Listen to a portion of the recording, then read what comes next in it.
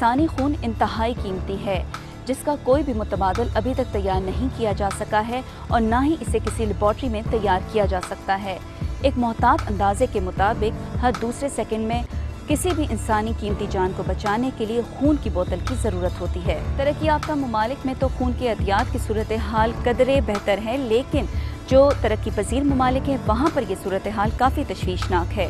दुनिया में सिर्फ 57 ममालिक ऐसे हैं जो इंसानी खून में खुद कफील हैं और जहाँ पर 100% रजाकाराना तौर पर खून के एहतियात दिए जाते हैं। पाकिस्तान में हर साल 32 लाख खून की बोतलों की ज़रूरत होती है, जबकि हासिल होने वाले खून के एहतियात की तादाद सिर्फ 18 लाख है। इस तरह से हर साल पाकिस्तान में 40% खून की बोतलों की कमी रहती है। हासिल होने वाली 18 लाख खून की बोतलों में से सिर्फ 20% रजाकाराना तौर पर बगैर किसी मुआवजे के दी जाती हैं, जबकि 60% खून की बोतलें बदले के तौर पर दी जाती हैं और 20% पेशावर खून बेचने वालों से हासिल की जाती हैं। इसी तशवीशनाक सूरत हाल को मद्देनजर रखते हुए सदर पाकिस्तान जनाब आसिफ अली जरदारी ने शहीद बेनज़ीर भुट्टो की 58वीं सालगिरह पर खून के अतिये की 3 रोज़ा मुहिम का आगाज किया, जिसका आगाज सदर पाकिस्तान जनाब आसिफ अली जरदारी और उनकी साहबजादी आसफा भुट्टो जरदारी ने अपने खून के अतियात से की। इस मुहिम का बुनियादी मकसद अवाम में खून के अतिये की आगाही देना और रुझान को बढ़ाना था। इस 3 रोज़ा मुहिम के दौरान 22,000 खून की बोतलें हासिल की गईं, जो कि मुख्तलिफ सरकारी और फौजी अस्पतालों को दी जाएंगी, जहां इन्हें दहशतगर्दी के खिलाफ जंग में जख्मी होने वाले फौजी और पुलिस एहलकारों के इलाज में इस्तेमाल किया जाएगा, जबकि थैलेसीमिया, हेपेटाइटिस बी, सी और खतरनाक हादसात का शिकार होने वाले अफराद भी इससे मुस्तफीद हो सकेंगे। सदर पाकिस्तान जनाब आसिफ अली जरदारी की शुरू करदा इस मुहिम में पीपल्स पार्टी की क़यादत और कारकुनों ने बढ़ चढ़ कर हिस्सा लिया।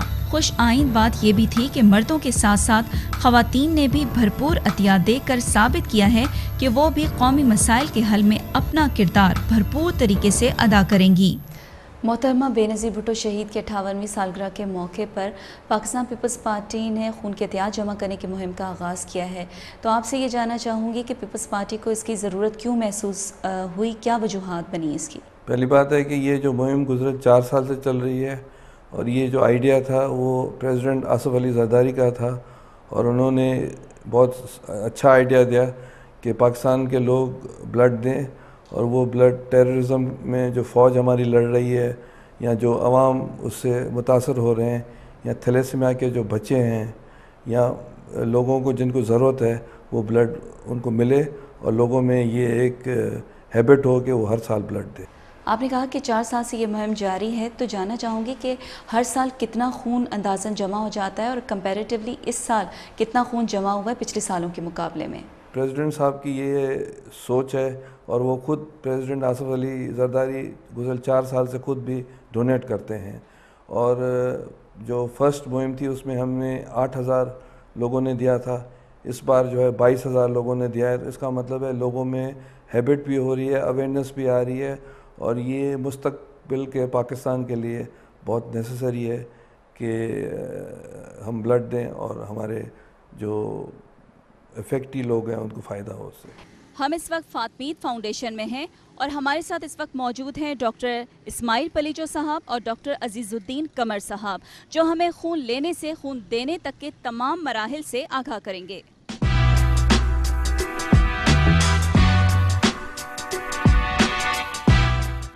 तरीक़ेकार इसका ये होता है कि जो भी डोनर होता है वो मतलब हेल्दी होना चाहिए। इसके ये कि एज लिमिट जो होती है इनकी 18 साल से 60 साल तक होती है और उनका ब्लड प्रेशर जो है वो मैक्सिमम जो है 140 तक और मिनिमम जो है 100 तक होना चाहिए और इसके अलावा वज़न जो है इनका 50 kg होना चाहिए।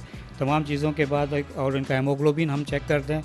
हेमोग्लोबिन मतलब मेल में जो होता है तकरीबन कम से कम 12.5 होना चाहिए और फीमेल में जो है 12 ग्राम होना चाहिए। अगर ये तमाम चीज़ें अगर ये अपने मयार पर उतर देंगे, उनके ये सब चीज़ें ठीक है, तो ये ब्लड दे सकते हैं। और ब्लड लेने में ये कि जो ये ब्लड अभी दे रहे हैं इनका ये कि इनको ब्लड देने में कम से कम 5 से 7 मिनट या मैक्सिमम 10 मिनट्स लगते हैं। 10 मिनट के बाद फिर हम इनको थोड़ा रेस्ट देते हैं। रेस्ट के बाद हम इनको जूस वगैरह रिफ्रेशमेंट दे के फारग कर देते हैं और बिल्कुल हेल्दी हो के चले जाते हैं। इनको कोई मतलब प्रॉब्लम नहीं होती। ये प्रोसेस होता है और ब्लड लेने के बाद जो है इसको मतलब हम प्रोसेस में ले जाते हैं, क्योंकि हम जो ब्लड लेते हैं वो ब्लड बैंक वो ब्लड जो होती है वो ट्रिपल में होती है, 3 बैग होती है। इसमें ये कि हम इसके मुख्तलिफ मतलब वो कंपोनेंट बनाते हैं, जिसमें प्लाज्मा है, प्लेटलेट है, फैक्टर 8 है, फैक्टर 9 है, जो मुख्तलिफ, और पैक सेल है जो मुख्तलिफ मरीज़ों को दिए जाते हैं। जैसे पैक सेल है ये हमारे थैलेसीमिया के मरीज़ हैं, इनको मुहैया की जाती है। और जो है जो प्लाज्मा है एक वो मतलब हेमोफीलिया मरीज़ों को देते हैं, जो एक ब्लीडिंग डिसऑर्डर है। और प्लेटलेट जो है वो प्लेटलेट फंक्शन डिफेक्ट या प्लास्टिक एनीमिया या ब्लड कैंसर वगैरह जैसे मरीज़ होते हैं उनको मुहैया की जाती है। इस तरह एक इंसान जो खून का अतिया देता है उससे वो 3 इंसानी ज़िंदगियों को तहफ़्फ़ुज़ फराहम करता है। उससे ये कि 3 इंसानी ज़िंदगियाँ बच सकती है।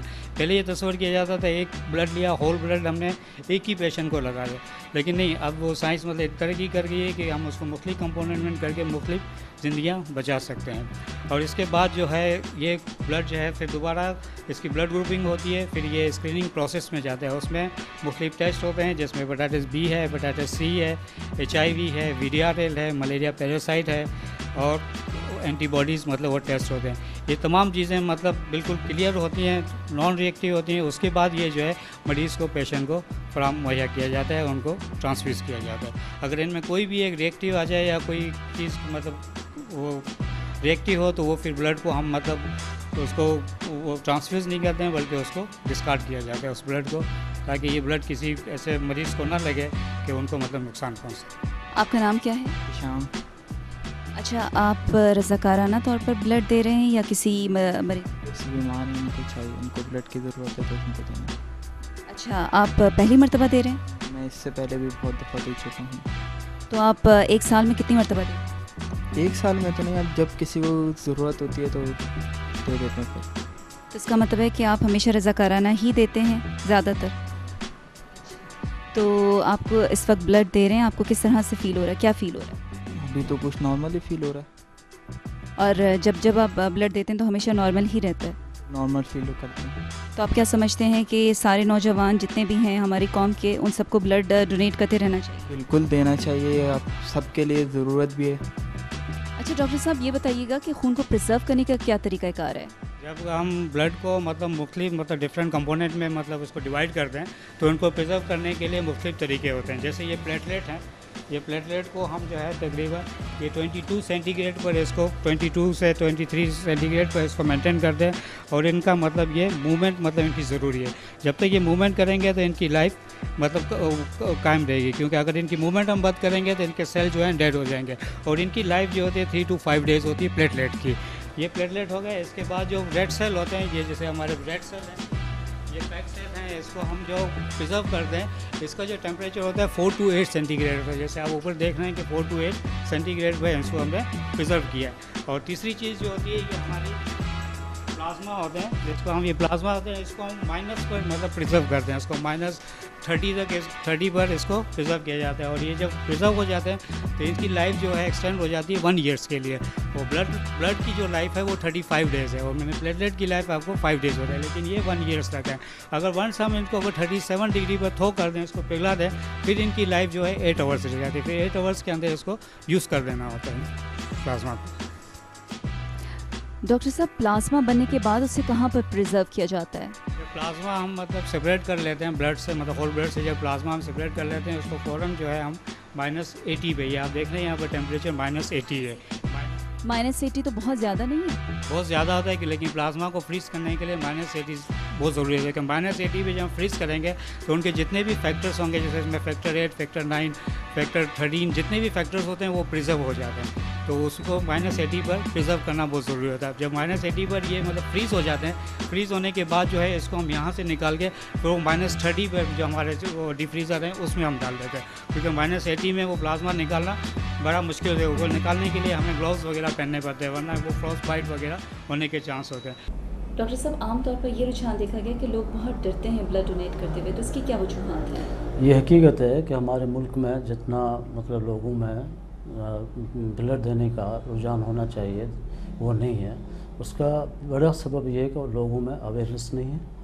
हमारे मुल्क में लोगों में वो सोच नहीं है कि एक खून की पिंड देने से कितना फ़ायदा होता है। मैं आपको एक मेडिकल साइंस का मिसाल दूँ कि एक जो साल में बंदा एक पिंड ब्लड डोनेट करता है, उसके बाद एक रीजनरेशन होती है, मतलब उसमें जिस्म की एक बार फिर नशोनुमा होती है। बोन मैरोज के हवाले से पहले हिस्ट्री लेते हैं ना, ब्लड लेने से पहले हिस्ट्री, और वो साफ साफ ज़ाहिर होते हैं। नशाई पताई जो लोग होते हैं वो ज़ाहिर होते हैं, और उनमें हेमोग्लोबिन लेवल हम जो देखते हैं तो वो ज़ाहिर है वो कम होती है।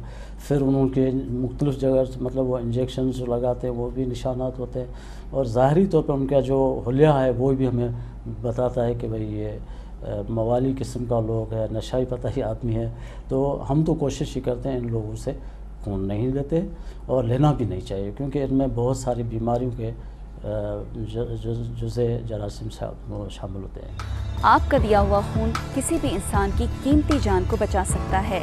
खून का अतिया सिदका जारिया भी है और एक सेहतमंद अमल भी। हर सेहतमंद शख्स जिसकी उम्र कम से कम 18 साल हो, वजन 50 किलोग्राम से ज़्यादा हो और हीमोग्लोबिन की सतह 12.5% हो, वो खून अतिया कर सकता है, जो कि मुख्तलिफ स्क्रीनिंग के मराहिल से गुजार कर ज़रूरतमंद को दिया जाता है।